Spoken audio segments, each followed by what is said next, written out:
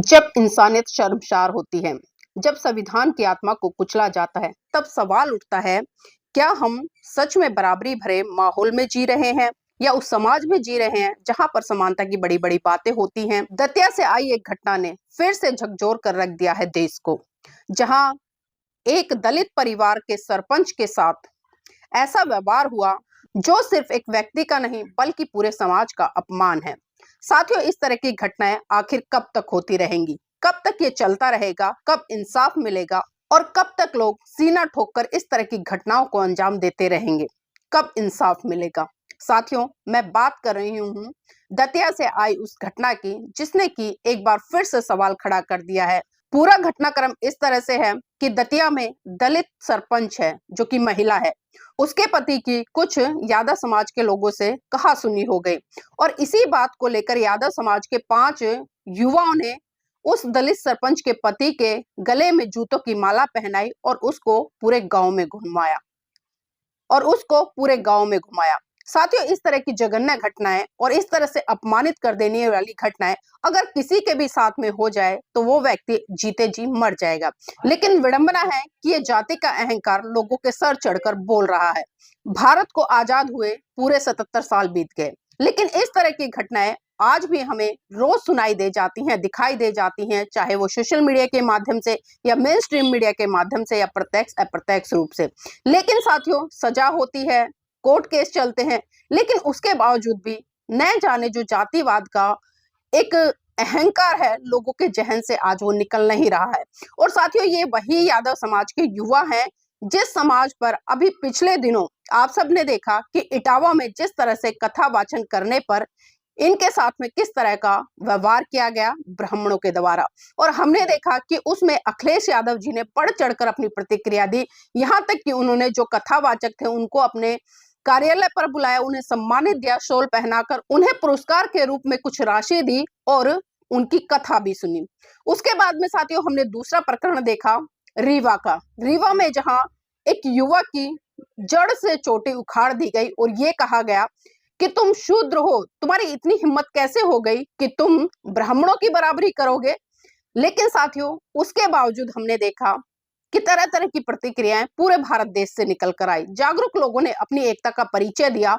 Doctor Lakshman Yadav हो या अन्य यादव समाज से जो जागरूक लोग हैं वो हो, उन्होंने अपनी प्रतिक्रिया दी। लेकिन साथियों, मैं देख रही हूँ कि जो अभी ये दतिया से जो घटना आई है, क्योंकि यहाँ पर जो शोषण करता है वो ना तो ब्राह्मण है, ना ही क्षत्रिय है, ना ही वैश्य है, बल्कि वो शूद्र है, वो यादव है। और यादव समाज के लोग जब इस तरह की घटनाएं करते हैं तो हम देखते हैं वहां पर ये तथाकथित पीडीए के नेता या पीडीए के प्रवक्ता लक्ष्मण यादव जैसे लोग चुप्पी साध कर बैठ जाते हैं। एक भी वीडियो लक्ष्मण यादव जी की इस मुद्दे पर नहीं आई है।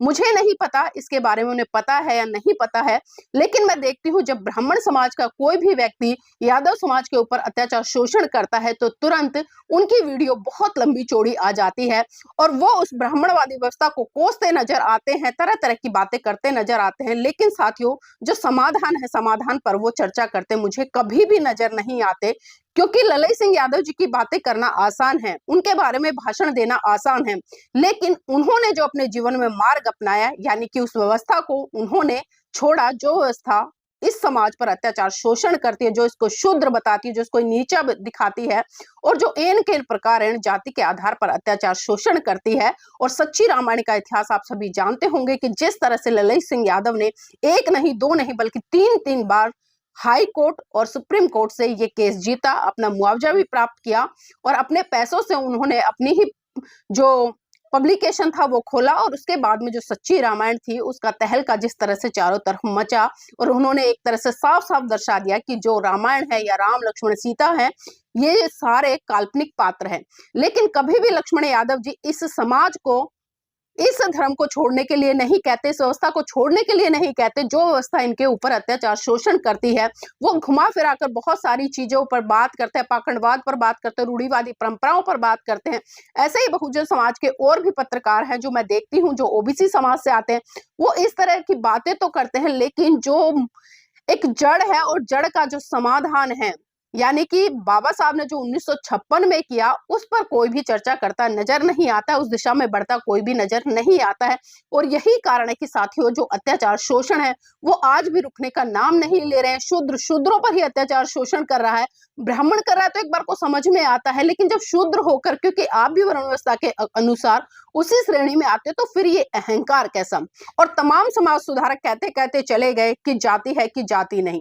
लेकिन साथियों, ये कोई बड़ी बात नहीं है कि जाति है कि जाति नहीं। अगर आप इसको ठान लो, बाबा साहब ने ठाना, 21 साल तक अध्ययन किया, 1935 में घोषणा की कि मैं हिंदू धर्म में पैदा हुआ लेकिन मैं हिंदू धर्म में मरूंगा नहीं।